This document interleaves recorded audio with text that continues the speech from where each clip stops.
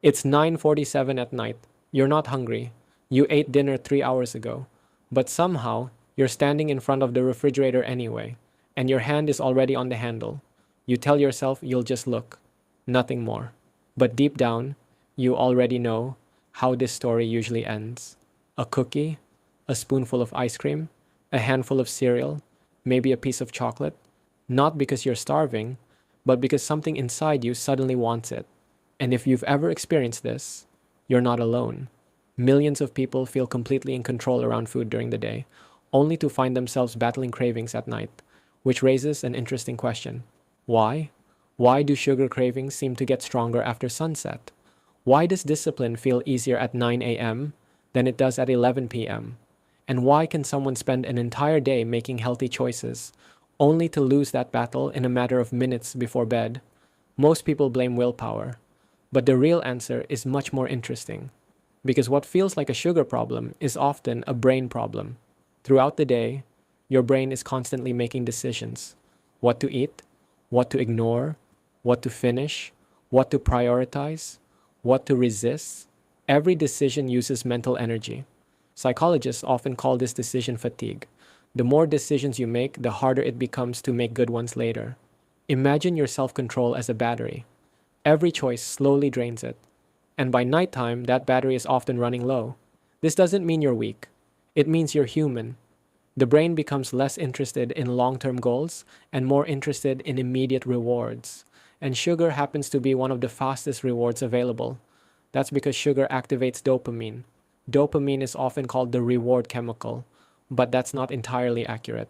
Its real job is to make something feel important, worth pursuing, worth repeating.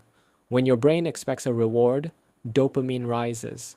And after a long, stressful day, your brain starts searching for things that can quickly improve how you feel.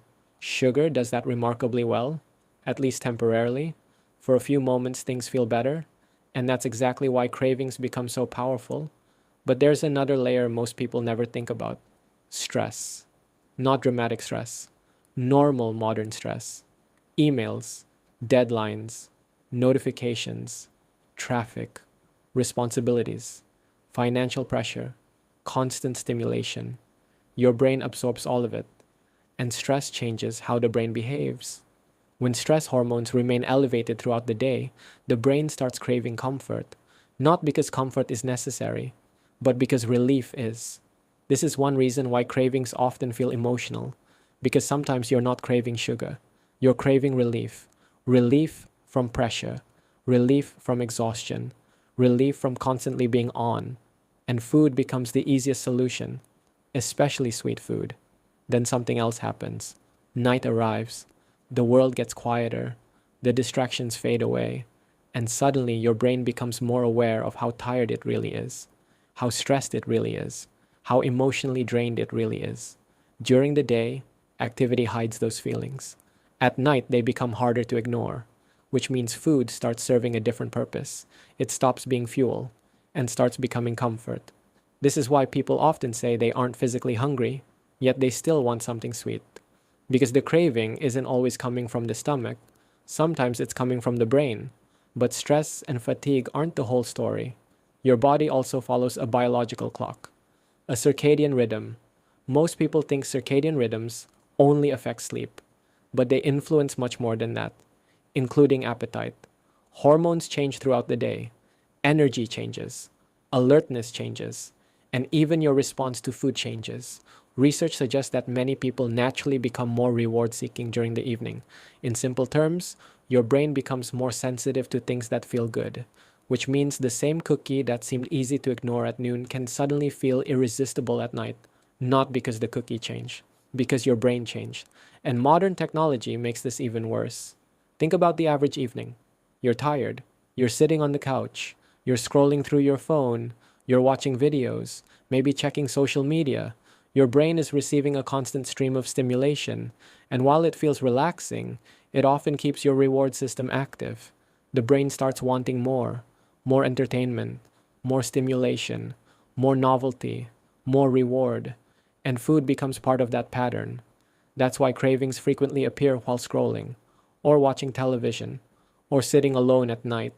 The brain starts connecting those activities together: phone, comfort, sugar, reward. Repeat that pattern enough times, and eventually it becomes automatic. The moment evening arrives, the brain starts expecting a reward, even before you're hungry. Then there's another hidden factor.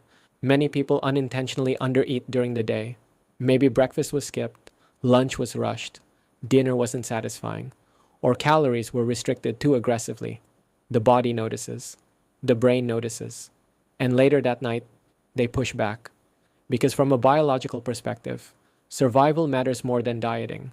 The brain doesn't care about your summer goals, it cares about keeping you alive. If it thinks energy is limited, it starts increasing cravings, especially for calorie dense foods, and sugar becomes an obvious target. This is why nighttime cravings can feel so intense. Multiple systems are working together: decision fatigue, stress, dopamine, circadian rhythms, emotional exhaustion, reward seeking behavior, sometimes all at once, which is why simply telling yourself to have more discipline rarely solves the problem. Because discipline isn't the root cause, understanding is. The moment you realize what your brain is actually doing, something changes. You stop seeing yourself as broken. You stop treating every craving as a personal failure. And you start recognizing the real signals underneath the behavior. Because maybe your brain doesn't actually want sugar. Maybe it wants rest. Maybe it wants recovery. Maybe it wants comfort. Maybe it wants a break from a world that never stops demanding your attention.